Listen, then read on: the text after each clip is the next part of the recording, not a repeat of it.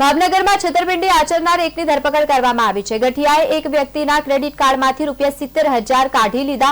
ભોગ બનનારે પોલીસમાં ફરિયાદ કરી હતી, ત્યારબાદ તેની ધરપકડ કરવામાં આવી છે। પોલીસે વિજય માંડલિક નામના આરોપીની ધરપકડ કરી છે। પોલીસે આરોપીની વધુ પૂછપરછ પણ હાથ ધરી છે। ભાવનગરમાં ક્રેડિટ કાર્ડમાંથી રૂપિયા ઉપાડી અને છેતરપિંડી આચરનાર ચોરની પોલીસે ધરપકડ કરી છે।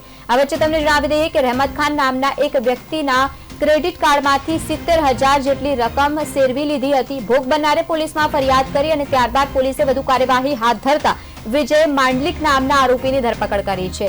ભરતનગર પોલીસ સ્ટેશનમાં આરોપી વિજય માંડલિકની પોલીસે વધુ અટકાયત કરી અને વધુ તપાસ પણ ત્યાંથી હાથ ધરવામાં આવી રહી છે।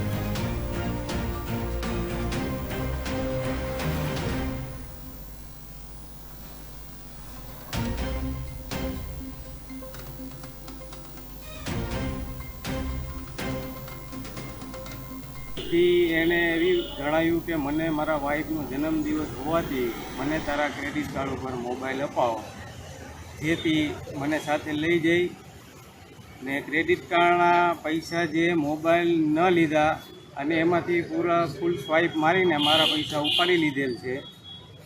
હાલ એની વાટાઘાટી કરતાં એણે મને ચેક આપેલો છે। ચેકમાંથી મેં નેગોશિયેબલનો કોર્ટમાં